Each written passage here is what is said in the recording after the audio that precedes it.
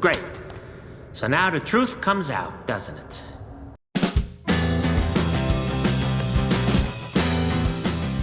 Hello everyone, welcome back to the channel. Welcome to the channel if this is the first time you're here. I thought it'd be nice to make a contribution to the Non-Fiction November event. So this is an event that's been going on for a long time, and I think a lot of people don't really know where it comes from, who thought of it first. So it's like a folk song of book events. It's written by Traditional. So yeah, I don't know. I don't know who invented it either, but loads of people do it, and I haven't done it before. But I'm going to definitely be reading non-fiction in November, so I thought it'd be good to do this video to talk about what I'm going to be doing in November. And I haven't done it before because last year was New Wales November, which I don't think is going to happen this year. And the year before that, I wasn't really doing a lot of book events, so I did a couple, but really, this last year and this year is when I've really got involved more in book events. So Non-Fiction November is literally just a month where people celebrate non-fiction. And I read less non-fiction than fiction. I read mostly fiction. Like, you know, the percentage of fiction is huge compared to the small percentage of non-fiction I normally read. But I have read a lot of non-fiction over the years. And as I've probably already said, or I have already said, but you've probably already seen on the previous videos, I read a lot of non-fiction when I was doing my degree. So I was reading a lot of philosophy and history and sociology books and those kind of things. So I've got 15 books I wanted to talk about, and some of them are recommendations and some of them are possible things that you might want to read and that I haven't read yet. But there are lots here that I have read. But yeah, I'm just going to go through them. I think they span quite a wide variety of different things. There's a bunch of biographies. There's some historical stuff.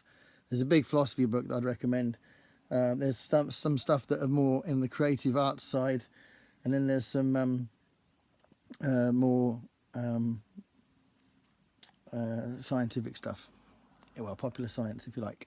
So let's start with the 3 historical books, because I also need to say that as a co-host of the Historathon 2023, I am going to be diving back into that in November. So I've already done a video when I've talked about what I'm intending to read, and I'm going to be mentioning one of the books again, just as a little taster if you haven't seen that video. But I am definitely going to be reading the history books for the Historathon and catching up with that, or certainly trying to catch up with that. I'll catch up with that in December as well. But that's kind of gone off the wayside a little bit. I'm kind of looking forward to doing a video in December about book events, because I've joined quite a lot this year and it's been an interesting experience. So it'd be good to share my thoughts on that. But in the meantime, these 3 historical books I thoroughly recommend. So there's Mouse, which is a graphic novel, and it's a graphic novel that I think everyone should read. It's a fantastic graphic novel. And it's Art Spiegelman's account of his father's experience as a Jew during the Holocaust, and it's beautifully written. It's some of it's harrowing to read, quite rightly, and it's done really well, and the artwork is really lovely. So this is what it looks like inside. And I thoroughly recommend Mouse if you haven't read it, and you'll probably be able to find it in a library somewhere if you don't want to go out and get it, but it's also one of those books you can reread. I think you'd want to reread it, so you could buy it. So Mouse, this is a book that I read during the June on the Range month, and Dee Brown is famous for the book Bury My Heart at Wounded Knee, but this is a really good book, The American West, which is more of an all-encompassing account of that period and the way that everyone lived. So it does include things about the Native Americans, but a lot of it is how white people lived, white settlers lived, and how they moved across the West and all that kind of stuff. It's really good. It's a very good social history book about how the West developed. So Dee Brown, clearly a very important name in American history books, and that's a really good one. And then this is another one I wanted to recommend, which I did mention at some point this year on one of my Historathon videos, but Heretic Lives is a fantastic book that I used for one of my sort of mini lessons when I was doing my teacher training, because it's got medieval heresy from Bogomil and the Cathars to Wycliffe and Huss. Wycliffe and Huss. And that's really important because it's a period of history that a lot of people don't realise was particularly heretic, and the heresy that is in these pages meets with quite horrific opposition, and it's just really interesting book that I'd recommend, and you can see from the illustration what kind of reaction you get from the authorities if you're a non-believer. So yeah, I think it's a really good book and a really important book, I think, as well. Okay, so that's the history books. A couple of popular science books. So The Greatest Show on Earth by Dawkins. This was one I was going to read in the first quarter of the Historathon. I did get her eventually, and it is a fantastic book, and it's all about evolution and why it makes sense. So Richard Dawkins. And I found this really odd pan book, which these pan books are very old, kind of classic collectible things, but I didn't get it because it was a collectible thing. It's just really an interesting find. It was David Attenborough and his journey through the islands of Indonesia, Zoo Quest for a Dragon. And there's a very young David Attenborough down the front. He's one of our national treasures. I think everyone agrees that he's a great man. Yeah, so that's kind of an interesting find. So I haven't read that yet, but again, possibility if you're curious. Any David Attenborough stuff is worth reading. So over to the philosophy. This is a book I've read many times, and I've used it many times in my studies when I was studying this kind of thing. And this is Bertrand Russell's big tome, The History of Western Philosophy, and it's really good, and it covers the main philosophers that made a difference in the development of philosophy and the science of thought, yeah, it's a really good book, and Bertrand Russell himself is a great writer and an interesting thinker. So that's another one I'd recommend if you are curious about that kind of thing. If you haven't really looked into philosophy much, this is a good way to start, to be fair. So, and it's a really good Routledge book. Routledge are great at their academic books. So moving on to more kind of creative arts based books. I thought it'd be worth mentioning this because when I bought this in that London meetup earlier in the year, there's a few people that said they didn't realise that Ursa Kay had written non-fiction. So this is Dreams Must Explain Themselves, and this is loads of different articles and pieces of writing that's been collected together of non-fiction by Ursa Kay Le Guin. So if you're a fan of her novels, if you have read anything by her, you probably are a fan because she's amazing. Then you might be interested in this non-fiction collection, Dreams Must Explain Themselves. Really awesome. So I haven't read this yet, so this is one I want to get to, but I don't know if I'll get to it in November, but definitely recommend it as a book that I think is going to be really good. And then this is definitely a book I've read many times, and I've recommended it to students and stuff over the years. And again, it's another Routledge book. I can't really see it because it's obscured by oh, there you go, Routledge book. And this is any book like this I think is interesting. This is a book that isn't like an academic study on music in horror films. So it talks about Bernard Herrmann. Obviously you've got the Psycho image there. So it talks about Bernard Herrmann. It talks about John Carpenter. It talks about how popular music came into horror films as well and started getting used as the soundtrack as opposed to the score, or kind of started to kind of centre on that. So lots of different elements to what it looks like, and it's a very good book. So music in a horror film, or any things like that, you know, it might kind of tweak your curiosity to look for something like that, maybe in a local library, something like that. So the biography stuff, this is a really good book that I did mention in the last Historathon video I did, because this is one I'm going to definitely read for the last quarter, and that's The Good Immigrant. And there was quite a big strand in my last Historathon video about immigration, because I think it's one of the most important issues today, And this is a really good book that, if I just quote this back, the back here says, "What it's like to live in a country that doesn't trust you and doesn't want you unless you win an Olympic gold medal or a national baking competition." And then you've got these writers here, 21 writers have all contributed to this big collection of writing about immigration. So, yeah, I think that's really cool. So I'll be reading this in November, December, something like that. But you might want to read it for non-fiction November. Okay, now I've got some more very specific non-fiction biographical things that you might be interested in. So this is a book that I bought in America when I went to America, and it's a fantastic book, which is Four of the Three Musketeers, it's called.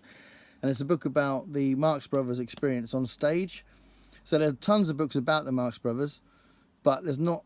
This is the first one I've seen where it's like a really proper, big examination of their experiences on stage, because they were a stage act before they were in films.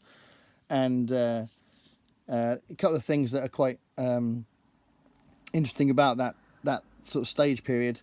One is that Gummo was the main part of the act, and he wasn't in any of the films.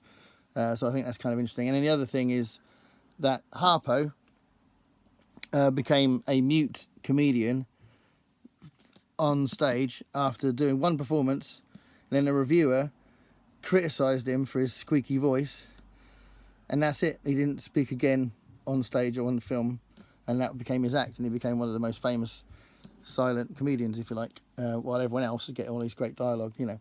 So, interesting things that happen while they're on stage, and interesting stuff about their mum Minnie's drive to try and get them to be famous and all those kind of things. But yeah, it's a really good book. So, for the Three Musketeers there. This is another one that references something I've talked about a lot, and that is my love of the Muppets. And this is a book called Street Gang. And this is a really good book, which is The Complete History of Sesame Street. It's a proper examination that, you know, takes itself very seriously. And it really does have a very good account of how the Sesame Street was created and how the Henson Company got involved, and you know, how it developed and how it went international and its big success, all that kind of thing. This one's another one I bought in America, actually, that I haven't got to yet, that I'd like to get to before the end of the year, maybe in November, and that's Spike Jonze, Off the Records. This is a biography of Spike Jonze. So not the director Spike Jonze, but the kind of comedy radio star who released loads of comedy records. I've got a box set of his stuff, and it's completely crazy and brilliant.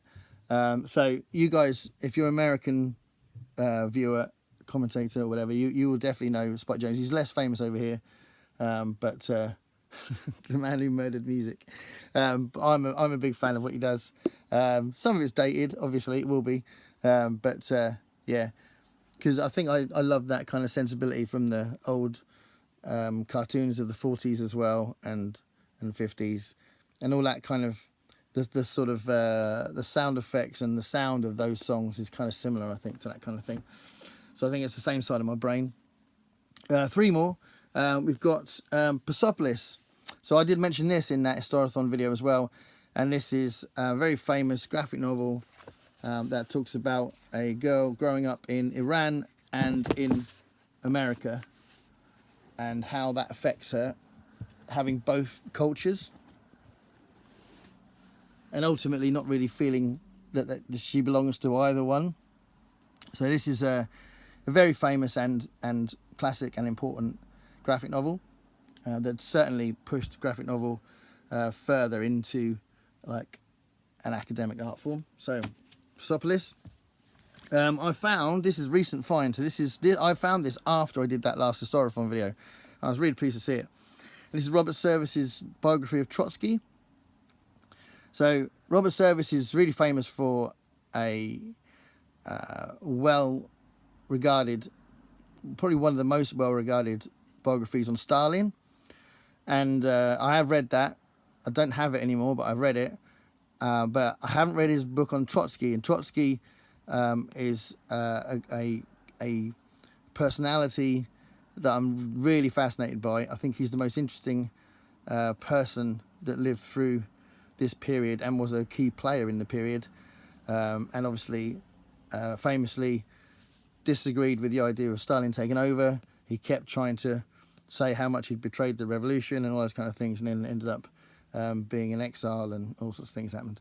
Yeah, Robert Service, his book on Trotsky. So I'm very excited about reading this.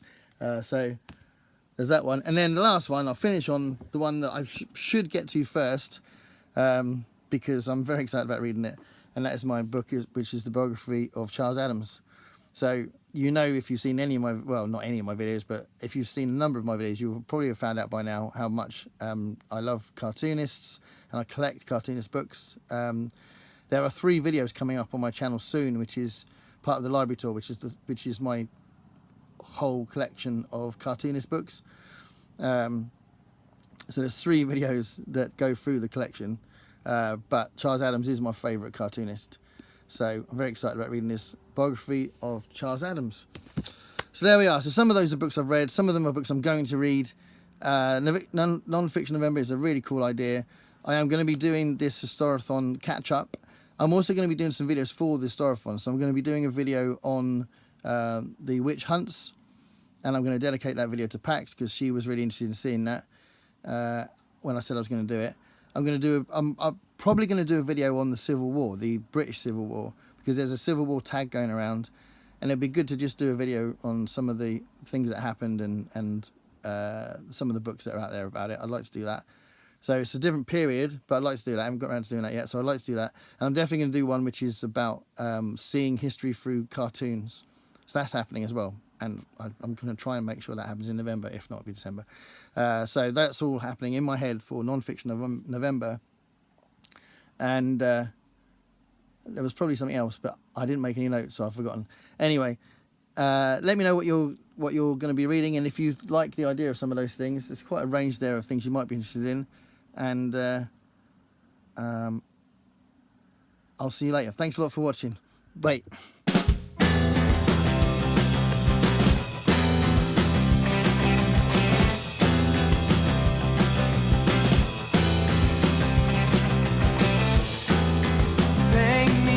Picture